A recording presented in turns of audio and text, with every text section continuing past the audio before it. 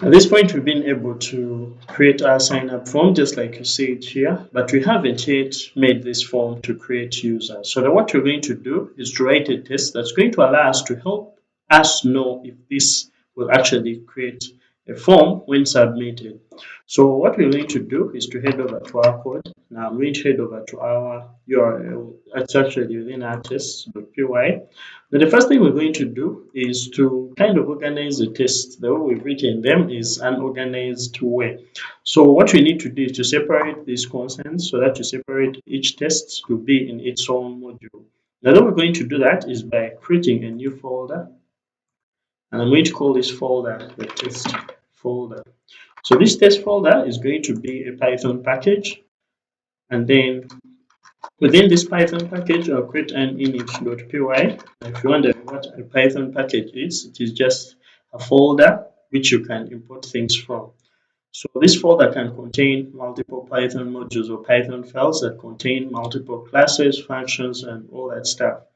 So just within here, I'll go ahead and create a new file. So let's just call this the test. So this is going to be the test sign up dot y. So this is where I'm going to write tests that are specific to signing up for user accounts. Now I'm going to go within our test, and we currently have only tests for signing up. So I'm going to copy all of this. I'll just cut all of this and then paste it within our test sign up.py. Now that means we also have to change the way we imported things. So for example, where we say it from .forms, we can actually say from dot, meaning going back to the folder, the parent folder that's containing this package. So we can try to access forms, or what we can actually do is to call the package in which that is. So you can say from accounts, this can actually be from accounts dot forms, then you can be able to access our user registration form. So once you have that, then that means we're going to delete our test.py, the one that comes with Django, and I'll delete that. So you try to run our tests again, pull up another bash terminal here, and within our virtual environment, I'll run Python and .py and then test. So in this case, I can even run something like coverage, because we already have coverage set up. So I can say coverage and then manage.py, and then I specify the command that's going to be our test command. And this will go ahead and run our file. So it's actually coverage run. Sorry for this. And then we shall pass in our manage.py file and then the command for testing. And this will go ahead and run all our tests. So it's going to discover all the tests we've so far written, and it will go ahead and run them. So this is very important as it allows us to separate all our tests and put them in various modules so that they can be easily understood by whoever will be using or testing our code. So what we're going to do is to go ahead and also do the same thing for our posts app. So I'll go within our posts, and in this case I'll create a new file. So I'm just going to call this test and then slash, then I'll call this init.py or then the init.py file to just make this a package. And within here I'll still do the same thing. So just go to our posts, and then within our posts app we actually have the tests module, and in here we wrote the various tests for post creation and stuff like that. So we also created the homepage test. So I'm going to split these into two. I'll just come right here, create a new file. We call this the test homepage.py. And within test homepage, we're going to import all the things that are specific to testing our homepage. So I'm going to get to our test.py, and then I'll copy this specific class, which is the homepage test. And then I'll move that to our test homepage.py. So I'll just paste that in. So you have a lot of things that are not yet imported. So I'll begin by importing those. I'll head over to the top right here, and then I'll start by importing the test case class. So from Django test, we are going to import our test case. And once after importing our test case, now we're also going to import our baker. So I'm going to say from model. Sorry for this. It's going to be from model. We are going to import our baker. And once after importing that, then we also need access to our model. So I'll just use from accounts dot models. This is actually not going to be accounts, it's going to be posts. So just going to say from posts dot models, we shall access our post model. Now what else? We also need access to the HTTP status class. So I import that from HTTP. I'll say from HTTP, we are going to put our HTTP status class.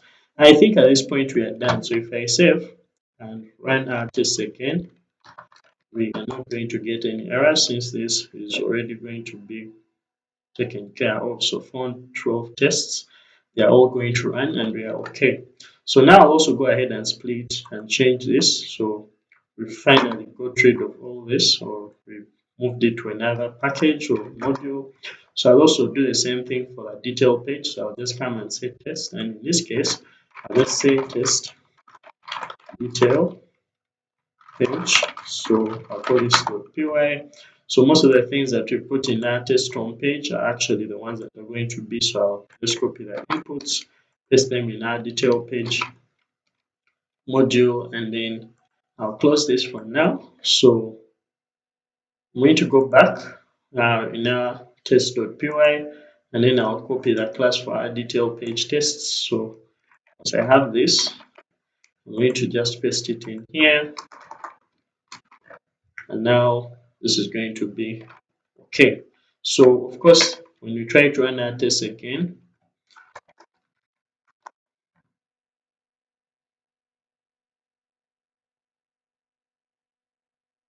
they'll run and not pass. So this actually shows us that we have more tests than we actually see. So we'll have to get rid of that. So I'm just going to come back in here. So now I'm going to create one specific to post. I'll just copy whatever we have in here, and then I'll go within our test package in here. Then I'll say it's going to be test post. So let's say it's going to just be test post model, and then I'll call this .py. So once we have that, then we are going to just paste in the test that we have, and then this will be good to go. So here we are testing the post author relationship, and then here we are actually testing the model of posts itself. So once we have that, then we are going to go ahead and delete the module for test that we have here. So I'll go ahead and remove it, and when we remove it, that makes our test be organized in this way. And one important thing we need to also note is that when writing these tests in modules inside the test file, we need to first make it a package. So we have to provide the init.py file, and then you have to name them in this way. We have to begin with test and then underscore and then the name of whatever we want to test. So once we've done that, then I'll try running our test again.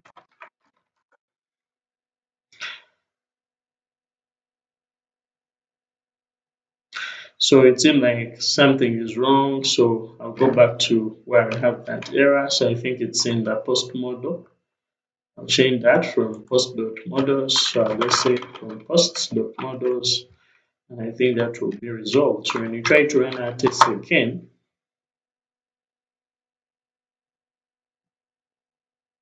our tests are going to run and everything is going to be nice. Now, okay, that is beautiful. So the next thing we're going to do is to test if this sign up form that we created in the previous videos actually creates a user. So that's going to be as simple as coming to our test.py. So those are the tests for the post creation. So actually not for post creation, we shall do that later, but that's for the user creation. So we're going to look for that within our accounts app. So I head over to our test sign up tests module, and then inside here I'm going to just simply write a simple function. So this function is going to test whether the sign up form actually creates a user within our database. So to do that, I'll just define this method and I'll call it test underscore. So in this case, we're going to test if the signer form, creates a user in the database. Then this will take in self, so shall provide self, And once you've done this, then the next thing is to actually create some data. So I'm just going to create a user. This user is going to have the following credentials. Now I'm free to copy all this since they are valid credentials that can really help us. So I'm just going to copy this,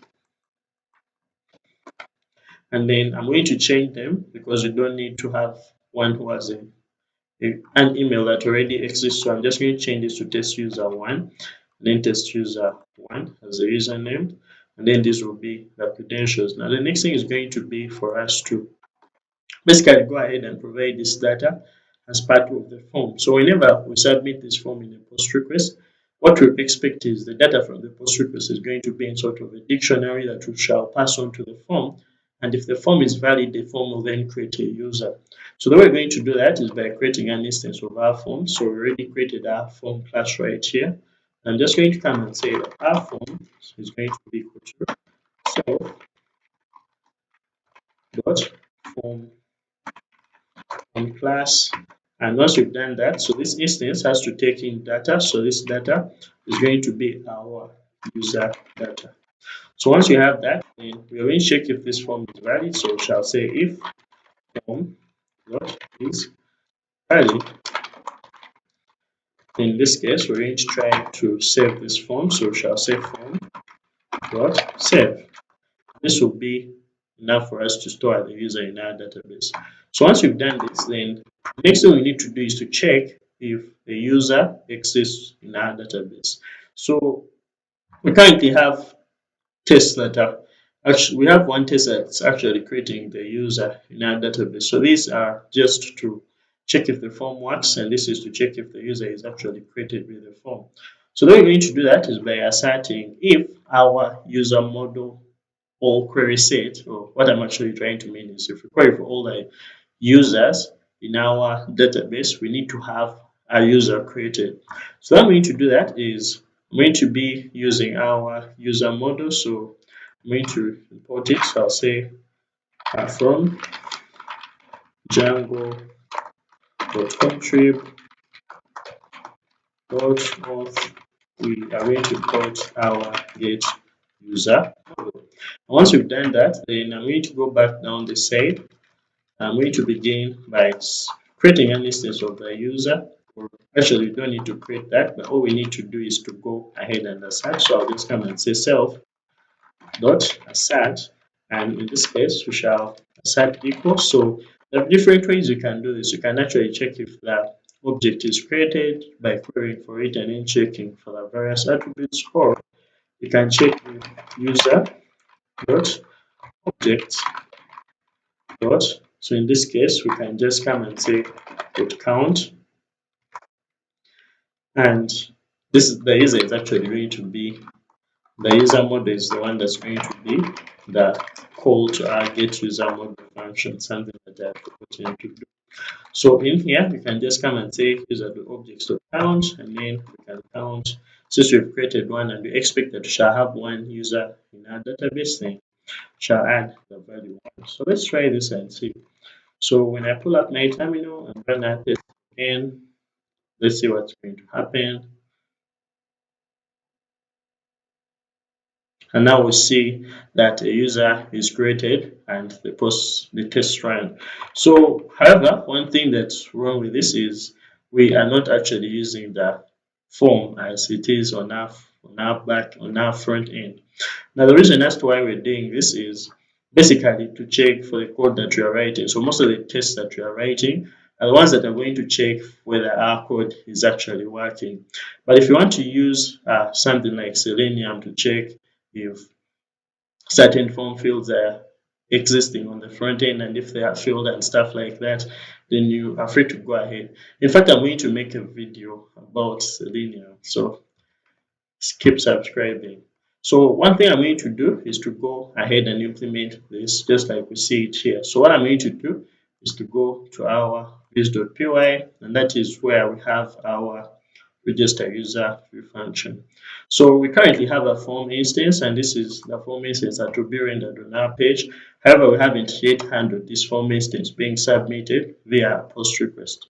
So the first thing we're going to do is to go ahead and create that condition of a request over post request. So I'll say if request dot method, so shall be able to access the method object, and if that is equal to post, it's actually an attribute of the request object, then we are going to access the form, but this time we shall access it with the form data. So in this case, we shall come and say that our form is going to be equal to our user registration form, and in this case it will have the request data. So in this case, shall say request.post.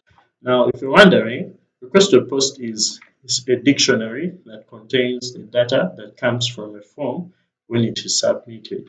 So once you have this, then you can check if the form is valid. So to do that, you shall just come and say if form what is valid. Then once you've done this, then the next thing is going to be saving this form. So we shall say form dot save. And once we've done this, then we need to actually redirect to a page. Now, for us to be able to redirect, we are going to use the redirect function. So in this case, I'm going to redirect to the login page, which you don't actually have. So maybe something can be done to test if this works. But anyway, let's just try to implement it right now. So before you actually do it, what I'm going to do is write some tests for the login page. So the way I'm going to do that is by going to our accounts, and then within our test module, I'll create a new file. It's going to be test login dot. So in this case, it's going to be login.html. So actually, I'm actually supposed to call it login.py. So it's going to be login.py. And once you have that, then in here, we're going to begin by importing the various utilities from Django.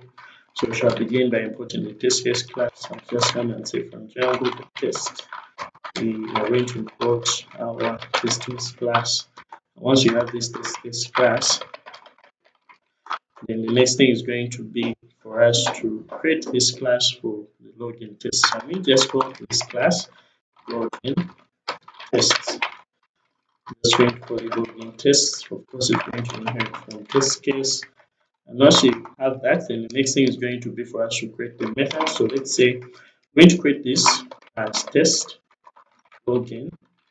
So in this case, I'll just come and say a test if login page exists, and this will take itself. So this login page exists. Now, once we have this, then the next thing is going to be for us to be able to check if this really exists. So now I'm going to import the Django reverse function that's going to allow us to reverse back to the URL for the login page.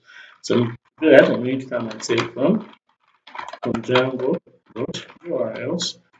we are going to go ahead and import our reverse function.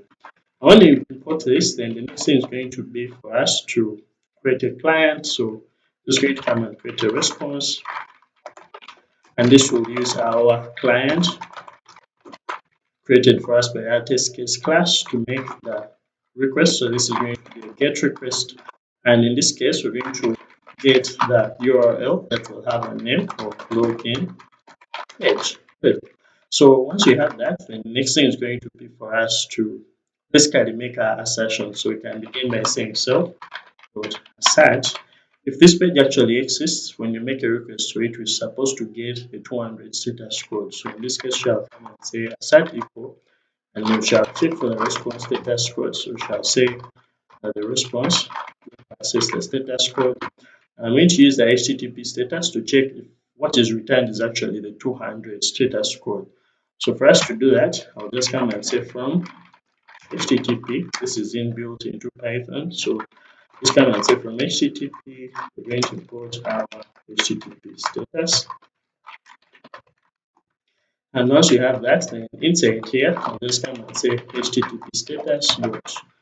Okay, so once the response is fine, the 200 status code will be sent to us, and this will be accessible via HTTP status.ok. Another thing I can do is to just come and say self dot, in this case I'll say assert, and in this case I'll basically do self dot assert. We shall check if the template is used. going to be our, so in this case, we need to provide the response first, then the name of the template. Now, in this case, we're going to call this our, let me just keep it in accounts. I'll just come and say, I'm going to call this accounts slash login dot HTML. So once I have that, then I'm simply going to go ahead and run our test. So I'm pretty sure our test will fail.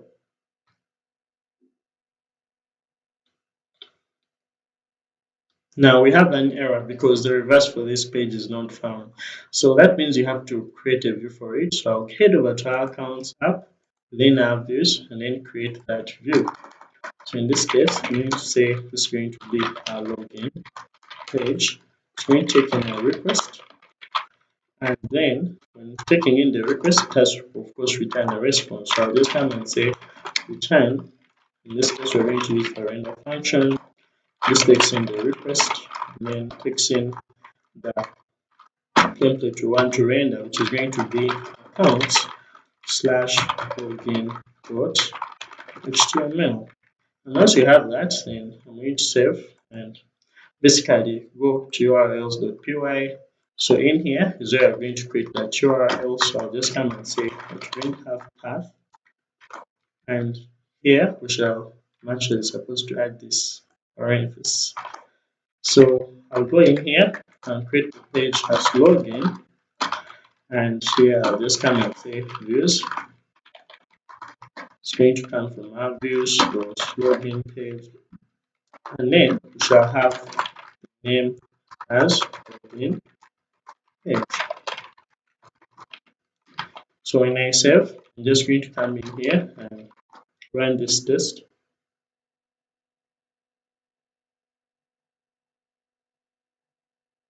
So we still have an error as the template does not exist. So that means you have to create it now. I'm going to go right in here, and what I'll do within our templates is to create accounts and then create a new file and call it login.html. So when you have this login.html, so now that we've created this template, let's go ahead and just run our test. So since it exists, we expect it's going to return for us. Okay, so that test passes. So we now have our login page. Now, one thing we need to do in our views is to go ahead and try to redirect to this login page. So how I'm going to do that is by just coming right here. After saving our form, I'll just return. So we're going to redirect to that page. So in this case, I'll first import reverse from Django URLs. Django URLs shall import our reverse function. And once we have that, then we're going to return. So we also need to get access to the redirect shortcut. And I'm just going to come in here and say we're going to return redirect. In this case, we shall reverse to the login page. So once we've been able to do this, then let's go ahead and try to use this form on our front end to create a user. So the first thing I'm going to do is to go right here on our browser. This is on the /sign up URL. We're going to create a user with a username. So let's call this John, and then Doe. Then we create the email address. Let's say John Doe 123. Then we shall provide the password. So I'll provide the password here, and then I'll provide another password. So when you sign up, now see that this is supposed to be a valid email address, so there's some validation here. So I'll say gmail.com, and then you sign up. We now see that it's going to redirect us to our login page. So I think this time we've been able to create a user. So to confirm that, I'm going to go to our localhost 8000/admin.